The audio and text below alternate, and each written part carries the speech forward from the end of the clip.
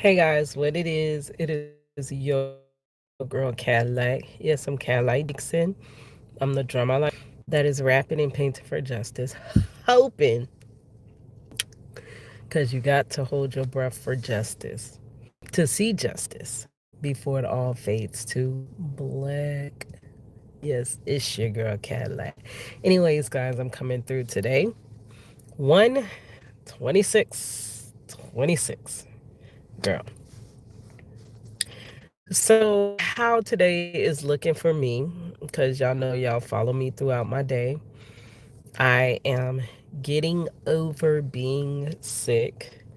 I have been ultra busy. Life has been lifing more than it usually lifes for me. Um, the end of last year, dealing with the untimely passing of my cousin, just to try to resituate myself in the passing of Marcello's grandmother. Having to go out of town for her service, which was beautiful. She looked absolutely beautiful. Um, so he doesn't really communicate, so we're dealing with that as much as we can together. Art because he's in prison and I'm out here. That finally came through, has been accommodating like retroactively, because while I was going through all of this, they were kind of not responding the way they usually do. But glory be to God. I know that was just a test. It's all just a test, to be honest with you. Okay, don't know how much you heard because it cut off, but yeah, don't notice my hair. I didn't finish twisting it. I only got the half of it, so I plan to finish it.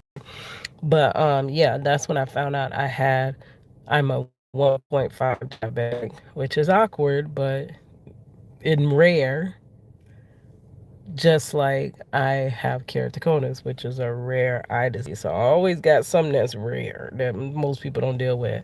So I have traits of type 1 diabetes, which they said is not usual because that's usually something that you would have been diagnosed with long time ago. But there are some unicorns.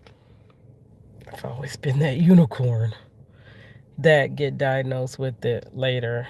But the reason they also classify me as type 1 is because, I mean, type 2 is because, unlike type 1 diabetics, I do make insulin. So I'm kind of in between. I have the issues that are close to type 1, but because I make insulin, I'm not insulin dependent at this moment. I was, and glory be to God, He took me off of insulin last year. But yeah, so got through that day, and we were gonna go to Vizzo the next day, but I'm like, I can't. So I stayed home. My grandson was sick. My granddaughter, she got a little cold, but who was really sick was my grandson. So he was so needy, all up under grandma.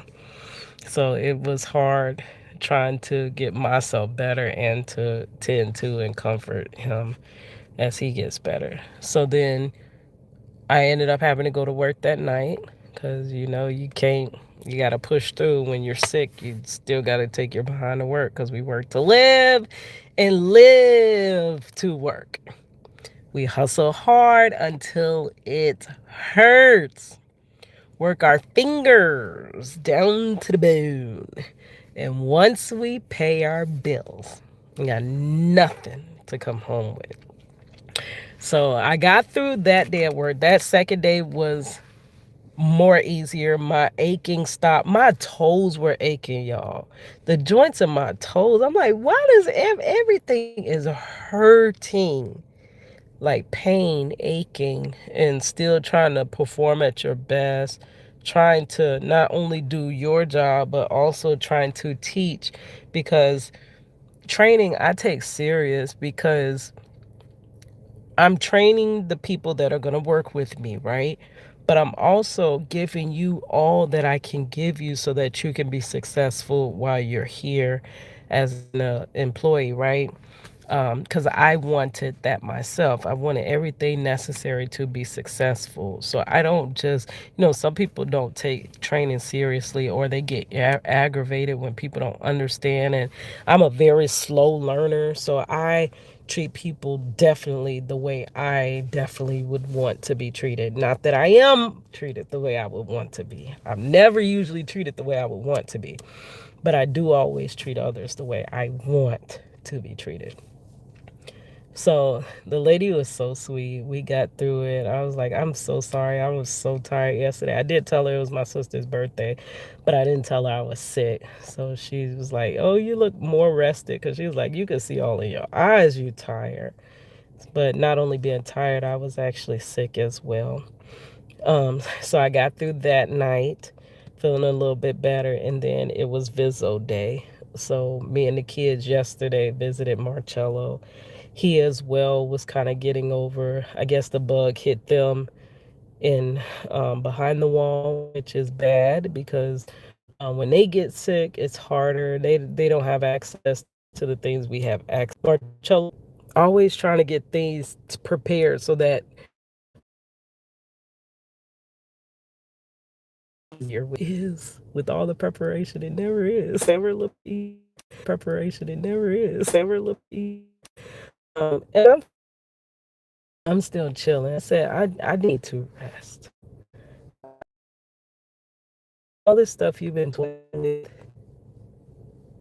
you're not fixing it. You're just barely keeping it afloat. So just rest. Just relax. I will take care of it. And this is where it comes to having to completely just surrender whatever my will for my life was, whatever I desired in my life. Like I desired to be with Marcello, I desired to be an artist, I desired different things, and those things I am surrendering. If they come to pass, they come to pass. If they don't, then they don't, which it was very hard for me to understand and accept that. But now seeing how fast a person could be here and gone, it puts things into perspective.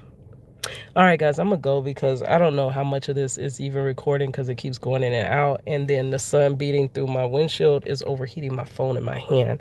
So we might be going to bed soon anyway. But yeah, so I'm gonna get up. I did take my shower. I'm gonna go get dressed. My daughter wants us to go to Ulta.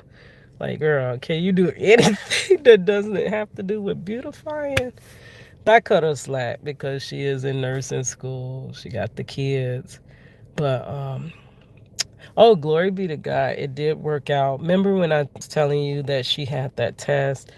She did not pass it. Um, the the nursing program, as she explains it, is very, very difficult. And the day right, actually the morning, because my cousin passed unexpectedly in the middle of the night, like 4. They said they called his time of unalivement 4:48, but that means by the time he was actually, you know, it could have been that 4:44, because I've been every single place I look been seeing that, and I take that as though that he made it 4:44. He made it, but that morning she had a test that a lot of stuff relied on that test, and they didn't cut her no slack. She had to go through it the day that my cousin passed, that same day. And she failed, and she was like, well, I'm surely out of the program now. But glory be to God, that they reinstated her and she's doing another semester. And then, glory be to God, after this, like by my birthday time, her birthday time, she will be through nursing school and able to get into her career. So maybe it'll be a little bit easier for her. I just want her afloat before I leave this earth, because I always wanted her to be way better off because, number one, I've never been able to get two dimes to rub together, but I can give you my time, my resources, my support. I will give you all that I have. But then also, you don't have your father. Your father can't really give you anything but advice from whatever he can from behind the bars, a listening ear, and that's it. What else can he give you? So you got to make it. You got to be afloat so that when we're not here, like in my case, it was not that. My mother made me very independent, but if I ever needed them, I had them. They were able to help me. We're not able to help our daughter and grandchildren in the manner that we would want to. Our hands are tied in that way. So I really want her solid. All right, guys, I'll talk to y'all later. His girl Cadillac.